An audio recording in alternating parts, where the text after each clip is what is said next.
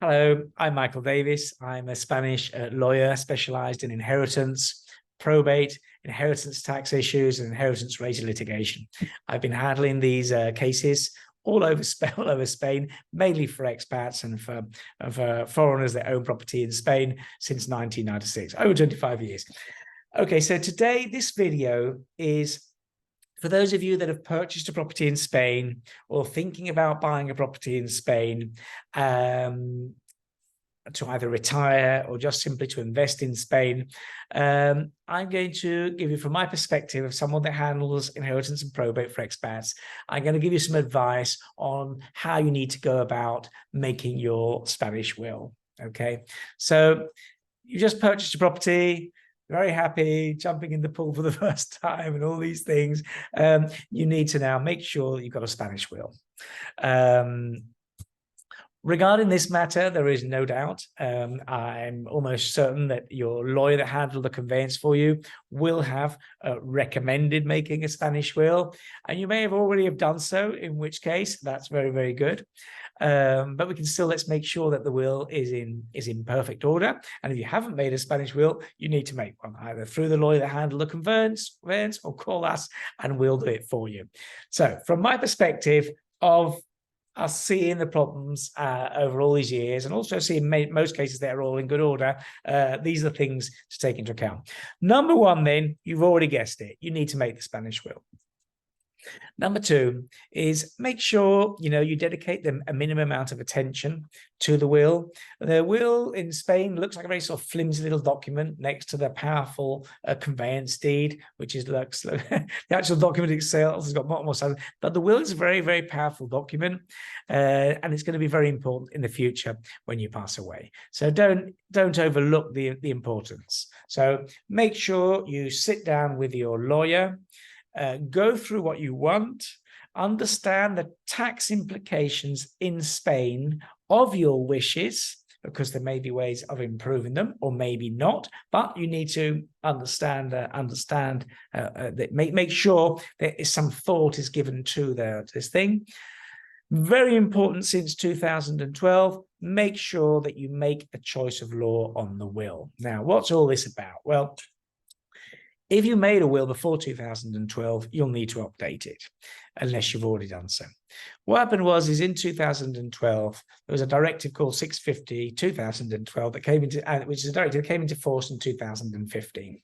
And what it basically is, it's a law that was brought out so that nationals of other countries that retire in Spain could avoid the Spanish system of obligatory heirs that makes it necessary for people to leave 2/3 of their estate down to their children on the first step, which of course is very,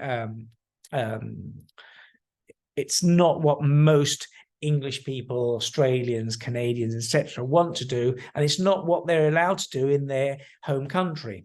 So with this directive, those people can say in their Spanish will, conforming to Directive 650/2012, I choose my national law, English law, Australian law, whatever, to determine how I can distribute my estate. This then allows them to leave, for example, everything to their spouse.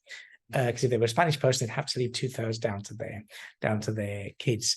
If you don't put that clause into your will nowadays, what happens is that if you are a resident, when you pass away, resident of Spain, automatically the notary will adjust the clauses in the will to comply with the Spanish system of obligatory heirs. So this means your spouse would not receive your estate, they'd only receive 1/3, because 2/3 would have to go directly down to the kids, which of course can be a big problem.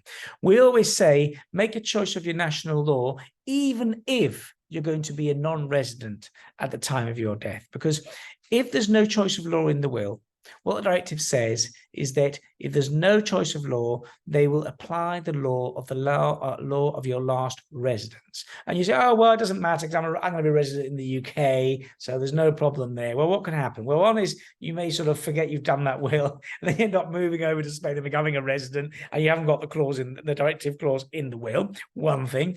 Or that basically, when you pass away, your spouse goes to accept the inheritance, the notary looks for the clause him the will. It's not there, no choice of law. So he'll say, okay, prove to me beyond doubt that you are a resident in the UK and not a resident of Spain.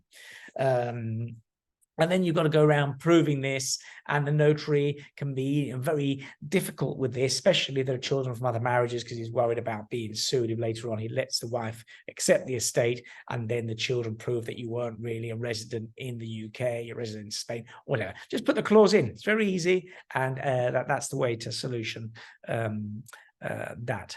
Other things is don't overcomplicate the will. In the old days, we used to complicate wills a lot for saving inheritance tax. Nowadays, in most regions of Spain, it's not necessary. In Spain, we have 17 regions of Spain. Each one's got different levels of inheritance tax. But in most of them, group 1 and 2, that's spouse, descendants, and parents, are treated very well with very high exemptions. For example, Andalusia, first €1 million for the for descendants, spouse, and parent is tax-free. So you don't normally have to complicate things, so don't, okay? And if your lawyer's recommending something complex, ask him what the benefit's going to be, apart from the high legal fees later on when we go to probate. And also, if there is something complex there, ask him whether he's ever gone to probate on a will with that clause in it. Very important.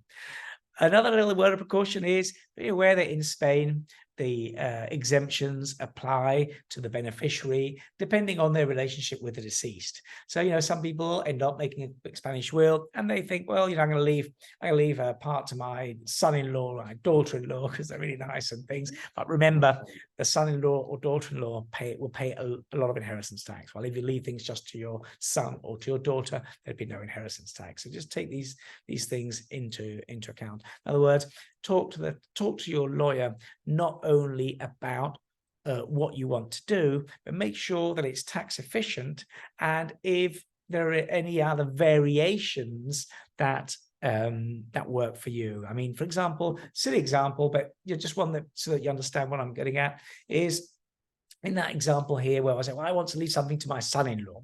Okay. Instead of leaving something to your son-in-law in Spain, leave all your assets to your daughter in Spain, who's going to have this €1 million exemption, and leave something in your son-in-law back in the UK, because in the UK it won't make that. There isn't the same. It doesn't have the same effect, the relationship with the deceased, it does in Spain.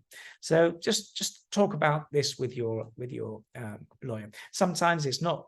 We see wills with problems, silly clauses like this, and it's nothing to do with lack of knowledge sometimes of the lawyer. Just nobody's paid much attention to it because it was all part of the conveyance. So just keep that in mind. What else? Well, just keep things.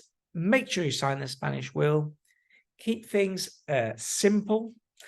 And everything will be fine. The probate process in Spain is actually much quicker and I feel more efficient than in the UK. We're normally, if we have a Spanish will that's normally worded and with a couple of beneficiaries, a house and a car and a bank account in Spain, normally we can wind up the estate within 3 to 4 months. In other words, much quicker than probate in the UK.